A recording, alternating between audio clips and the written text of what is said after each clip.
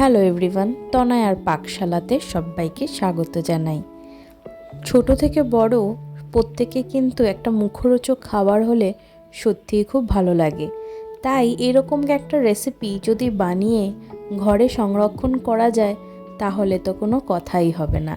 ছোট থেকে বড় যখনই কিন্তু কোনো কিছু মুখ নাড়াতে ইচ্ছা করবে তখন কিন্তু খুব সহজেই এরকম একটা রেসিপি তোমাদের করা থাকলে চট করে তারা কিন্তু খেয়েই নেবে।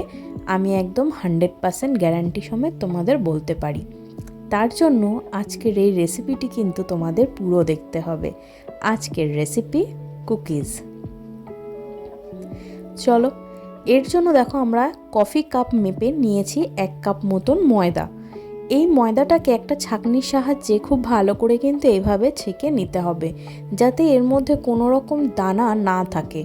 এবার চিনি এখানে আমরা নিয়েছি, চিনিটাকেও পাউডার সুগার করে নিয়েছি। এখানে আমরা চিনির পরিমাণটা নেব মিষ্টতাটাকে কেমন খাবে ঠিক তার উপরে। আমরা খুব বেশি মিষ্টি এটাকে করব না, তাই দেখো 3 থেকে 4 চামচ মতন এই চামচ মেপে নিলাম চিনির গুঁড়ো। সেটাকেও কিন্তু আমরা ছাঁকনির সাহায্যে খুব ভালো করে কিন্তু এটাকে ছেঁকে নিতে হবে, যাতে এর মধ্যে চিনির কোনো রকম দানা না থাকে। 1/2 চামচ দিলাম বেকিং সোডা আর 1 চিমটি দিলাম নুন। খুব ভালো করে এভাবে নাড়িয়ে চাড়িয়ে নিয়ে এবার এর মধ্যে আমরা দেব আমুল স্প্রে। তোমরা চাইলে কিন্তু আমুলিয়াও দিতে পারো। এবার এখানে দিলাম এটা 2 চামচ মেপে দিয়ে দেবো। দেখো মা এখানে 2 চামচ মেপে আমুল স্প্রে কিন্তু এই ব্যাটারের মধ্যে দেবে, দিয়ে এটাকে খুব ভালো করে কিন্তু এভাবে নাড়িয়ে নিতে হবে। এবার এই ব্যাটারটাকে বানানোর জন্য দরকার আমাদের তেল। এখানে আমরা সম্পূর্ণ রিফাইন্ড তেলের সাহায্যে এটাকে মাখবো। এখানে কিন্তু কোনো রকম জলের প্রয়োজন আমরা দেব না। তাই জন্য তোমরা চাইলে কিন্তু রিফাইন অয়েলের বদলে কিন্তু তোমরা চাইলে অলিভ অয়েল দিয়ে এটা করতে পারো। দেখো খুব ভালো করে ঠিক যেমন আমরা আটা মাখি সেম টু সেমভাবে কিন্তু আমাদের এটাকে মেখে নিতে হবে। এবার ঘি নিয়ে একটা পাত্রের মধ্যে ঘিটাকে এইভাবে ব্রাশ করে নেব। তোমরা যে পাত্রে করবে সেটাকে কিন্তু খুব ভালো করে এইভাবে একটু ব্রাশ করে নেবে, তাহলে কিন্তু বিস্কুট নিচে লেগে যাওয়ার কোনো চান্স থাকবে না। এখানে আমাদের একটা ডিমের প্রয়োজন আছে, কিন্তু সেটা শুধুমাত্র কুসুমটা। তাই জন্য দেখো এখানে হোয়াইট পার্টটাকে আমরা আলাদা রাখলাম, আর এখানে যে কুসুমটা ছিল সেটাকে একটা আলাদা পাত্রে রাখলাম।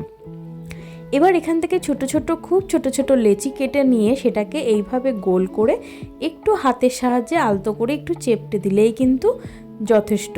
কুকিজগুলো তোমরা কীরকম সাইজে খাবে সেটা সম্পূর্ণ নির্ভর করবে তোমাদের ওপর। দেখো 1 কাপ ময়দা দিয়ে আমাদের প্রায় 12টা থেকে 13টা মতন হয়েছে। এবার ওপর থেকে সেই যে আমাদের যে কুসুমটা ছিল সেই কুসুমটা কিন্তু এইভাবে ব্রাশ করে দেব। তোমরা চাইলে কিন্তু এই কুসুমটা নাও দিতে পারো। এবার এইভাবে যদি দিয়ে দিই, তারপর দেখো এটা দেওয়ার একমাত্র কারণ হচ্ছে এটার উপরে একটা খুব সুন্দর রং ধরবে, সের জন্য এখানে দিলাম কিছু কাজু ভেঙে তার উপরে। ততক্ষণে আমরা দেখো এখানে একটা ফ্রাইং প্যান বসিয়ে নিয়েছি, এটাকে প্রিহিট করে নেব ঢাকনা চাপা দিয়ে। এবার খুব ভালো করে যখন গরম হয়ে যাবে তখন এই বাসনটাকে এর মধ্যে বসিয়ে দেবো।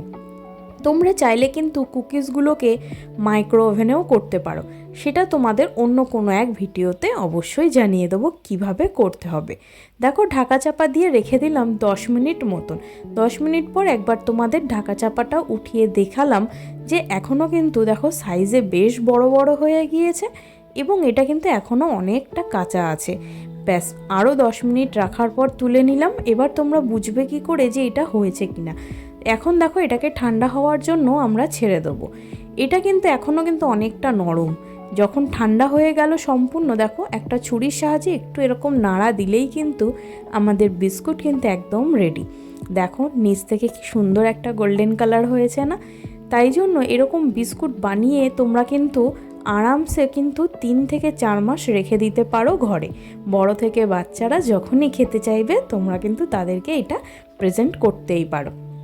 যারা ফার্স্ট টাইম চ্যানেলটা ভিজিট করছো তাদের কাছে অনুরোধ রইল চ্যানেলটা সাবস্ক্রাইব করো, পাশে থাকা বেল আইকনটি প্রেস করো যাতে নতুন নোটিফিকেশান তোমাদের কাছে চলে আসে।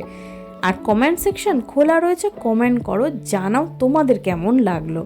ভালো লাগছে ভিডিওটা? কুকিজ কিন্তু আমাদের প্রত্যেকের ভীষণ পছন্দ। এখনও হালকা হালকা শীতের আমেজ, একটু হাতে কফি আর সাথে এইভাবে কুকিজ। ভালো লাগলো না? ভিডিওটা ভালো লাগলে অবশ্যই তোমরাও ঘরে বানাও আর কমেন্ট সেকশানে জানাও যে তোমাদের কেমন লাগলো আমাদের এই রেসিপি। দেখা হচ্ছে তোমাদের সাথে আরও একটা রেসিপির সাথে। আমি আমার মা ফিরে আসছি তনয়ার পাকশালাতে। ধন্যবাদ।